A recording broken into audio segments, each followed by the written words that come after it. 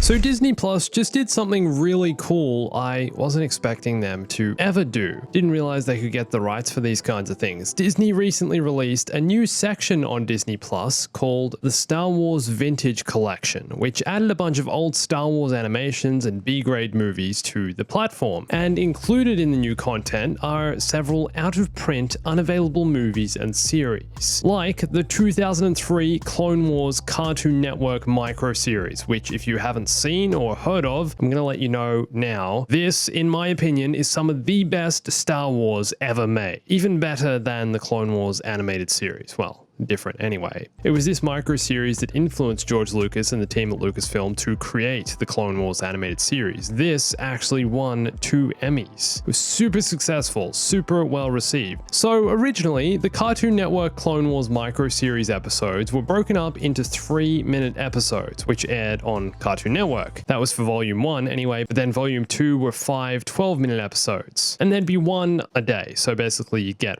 3 minutes a day of this stuff. And I actually remember watching this on Cartoon Network all the way back in 2003, with 1 episode airing a day, just leaving me wanting so much more. They were so short. But here on Disney Plus, they've been edited together into 2 action-packed 50-minute long volumes, and that's exactly what they are. Action-packed, with so much happening over the 2 volumes. Today, I want to show you why this series was so memorable, and why, if you haven't seen it, you should go and watch it right now. Just stop this, go do it now, and also if you have seen it, you should also go and watch it right now again. Rewatch it. There's something so special about the animation, made this so incredible. Anyway, hey everyone, it's Andrew.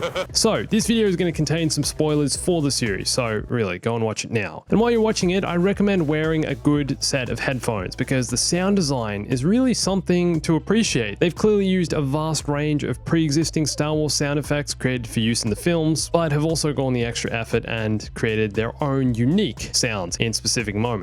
And it's honestly some of the best sounding Star Wars I've ever experienced, from engine sounds to General Grievous's spinning lightsabers to a moment of stillness in the rain on Yavin 4 as water begins to hit Anakin's lightsaber. Incredible stuff. Another thing to pay close attention to are the amount of glorified hero moments where the animation almost freezes to give you a good look at a hero doing hero stuff in a hero pose. The Jedi and the clones in this show are more powerful than perhaps any other Star Wars title, and the same goes for the villains. General Grievous in this is downright frightening. Remember, this is all a few years before Revenge of the Sith when this came out, so some of the characters, like General Grievous, made their on-screen debut in this show. Grievous also has a different voice actor, but you actually get to see how he's able to take down multiple Jedi, one after the other, all within the space of a few seconds. He's incredibly menacing, as is Dooku. Asajj Ventress also showed up for the first time on screen in the series, and we get to see her take down a whole squad of clones, which is a reference to Predator, all of the clones being silently killed in the jungle without a sight or a trace of what happened. And then she fights Anakin and gets destroyed. So why do I think this series is better than the Clone Wars that followed? Well, to start, it's because it gets right down to the action. This show rarely takes a break to stop and reflect, but when it does, it's something meaningful. The stakes are always high. I want to break down this one sequence in particular for you guys to give you an example of what I think is one of the simplest but best in the series. It shows a full character arc and is basically a heavily condensed portrayal of the hero's journey. A boy on an unknown planet walks up a hill to reveal a giant war on the other side. We then get taken down to the battle, witness the action between the clones and the separatist droids, and then are introduced to Mace Windu, the hero of this sequence. We see his awesome Jedi powers on full display as he slices through super battle droid after super battle droid, but then there's a moment of stillness and we get the complication. A giant separatist super weapon slamming a hammer into the ground, creating a sand tsunami, sending clones and droids alike all down into a pit. Epic.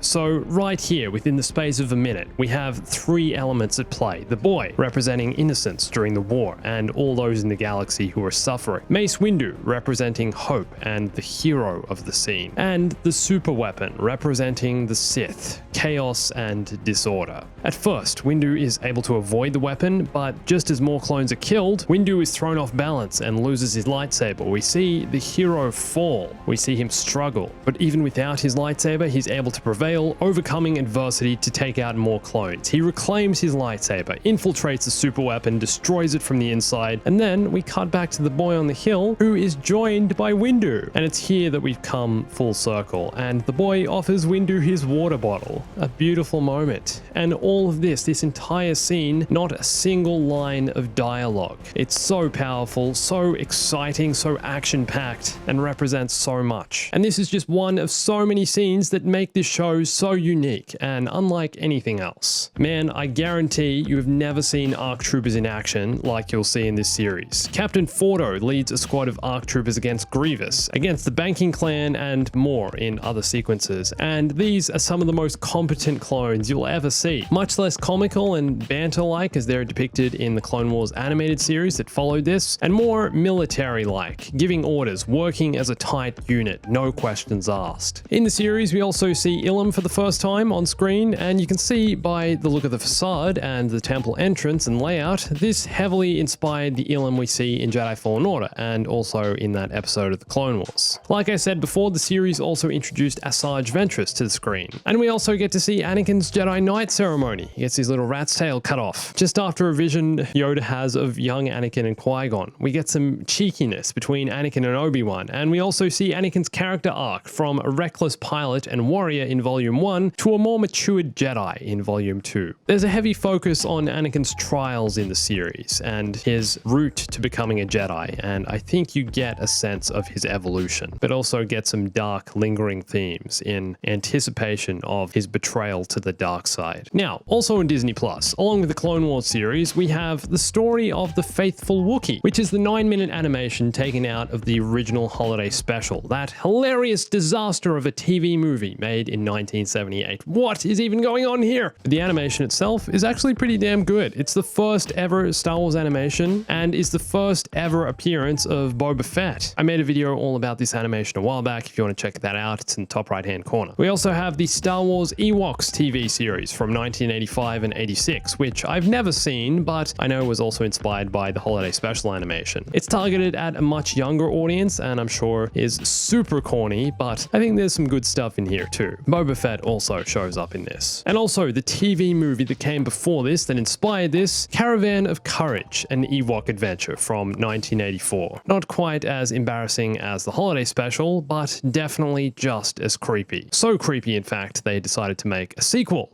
titled Ewoks: The Battle for Endor. I've never seen either of these movies, but now that they're on Disney Plus, I'm definitely going to go and watch and witness the horror show. I can't wait for that. In all seriousness though, I loved the 2003 Clone Wars growing up, and still do today. The series was developed by Genndy Tartakovsky, who is also the creator of Samurai Jack and Dexter's Laboratory, two other classic Cartoon Network shows I grew up with, along with the more recent Symbionic Titan and Primal. Clone Wars though, man, incredible series, and I'm really glad Disney secured the rights to put this on Disney Plus, because it means so many more people will see it. Also, I heard that the Star Wars Droids animated series from the 80s will be coming soon to Disney Plus, so keep an eye out for that. It's similar to the Ewok series from what I know. But I'd love to know if you've ever seen the Clone Wars series before. What's your favorite part of it? Or if you'd never even heard of it? Let me know down below. And you can catch up on some of my other videos here, and follow me on Instagram, Twitter, and join my Discord. Come say hi, send me your stuff, send me whatever you want, and catch up on all the latest Star Wars news. And thanks for watching this. My name's Andrew. I'll catch you soon.